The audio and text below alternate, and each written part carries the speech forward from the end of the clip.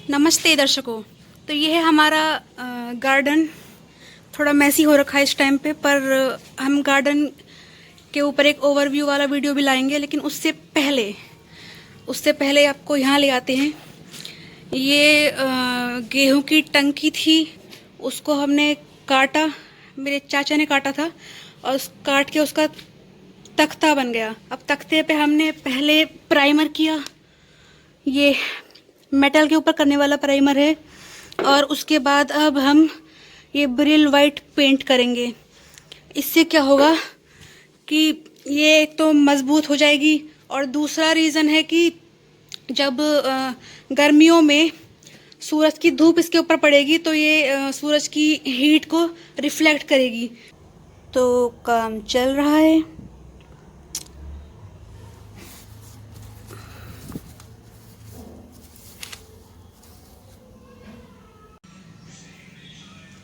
तो दर्शकों, हम आपका स्वागत करना तो भूल ही गए थे।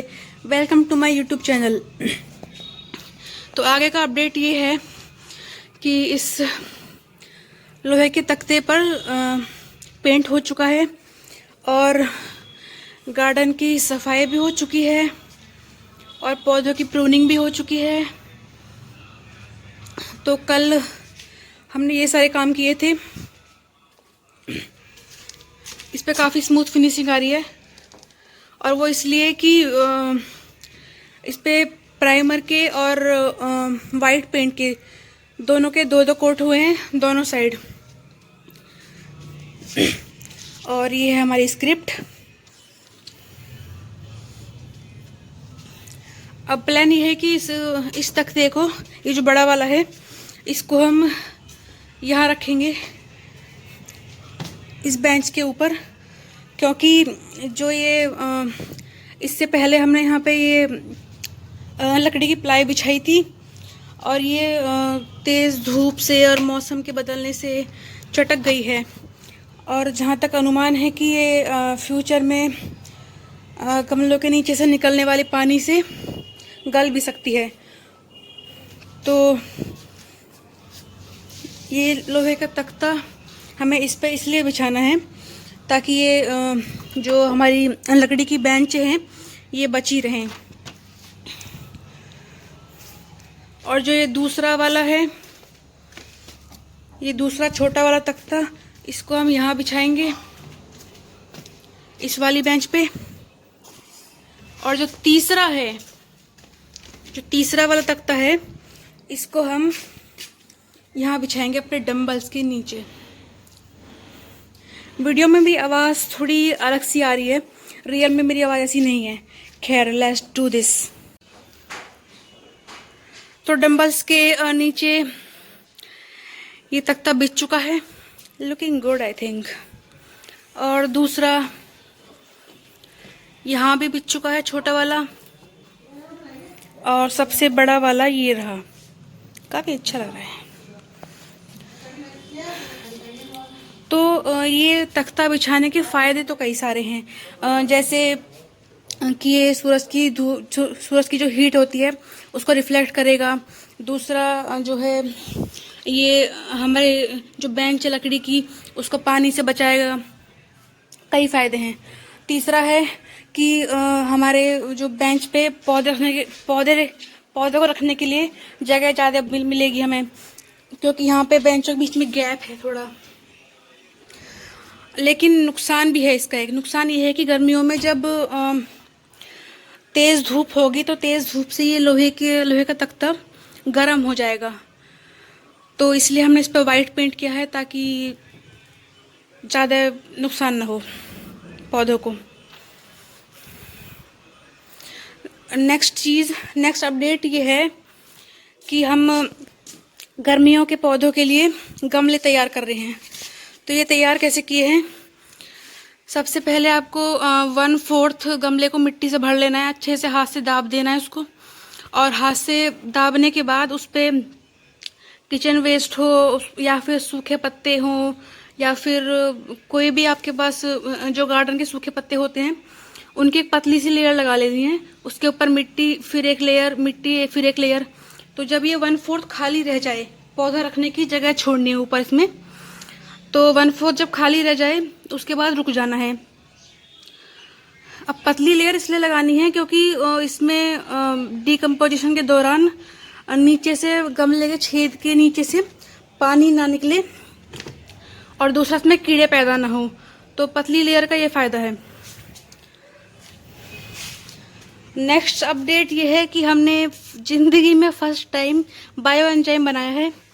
तो अभी तक हम खाद पानी से काम चला रहे थे और उससे पौधों की ग्रोथ इतनी अच्छी देखने को नहीं मिल रही है। और दूसरा रीज़न है हमारी छत पे धूप भी कम आती है।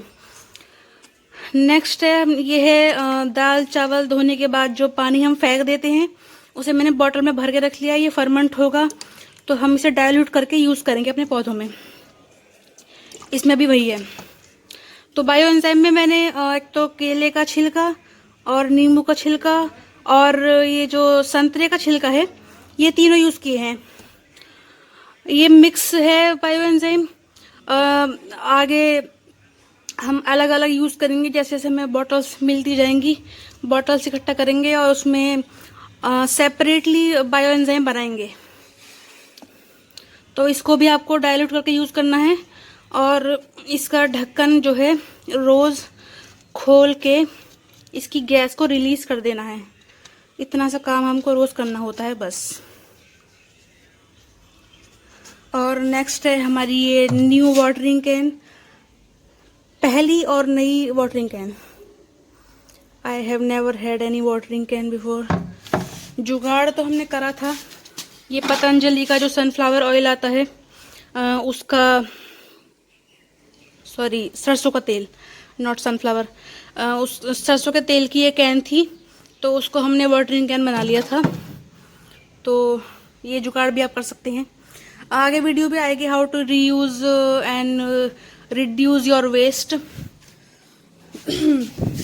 नेक्स्ट जो है हमें आपको अपने गार्डन की हाईलाइट दिखानी है। हाईलाइट में ये है कि ये है हमारा छोटा सा चने का खेत,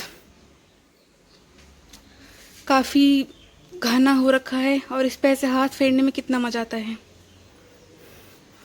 यहाँ पे थोड़ा खाली भी दिखेगा आपको, लाइक यहाँ पे ये इस वजह से है क्योंकि हमारे घर में एक मोटा सा चूहा है, करीब 2 किलो का होगा वो।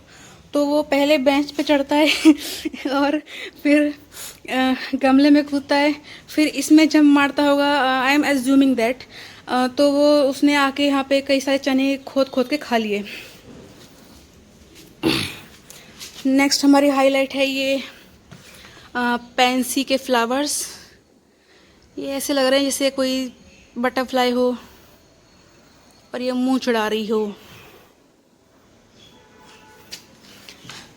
नेक्स्ट हाईलाइट है, हम सीढ़ियों पर आ जाते हैं और सीढ़ियों पर आके हम देखेंगे हमारे टमाटर के पौधों में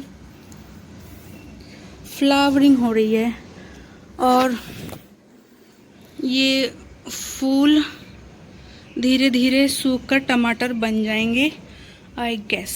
जैसे कि ये वाला फूल सूख गया है और यहाँ पर भी फ्लावरिंग हो रही है और इस पर अभी फ्लावरिंग नहीं हुई है क्योंकि ये नीचे रखा हुआ था, इस पर धूप इतनी नहीं पड़ी है। सीढ़ी पर सर्दी में गर्मी में दोनों मौसम में काफ़ी अच्छी धूप आती है।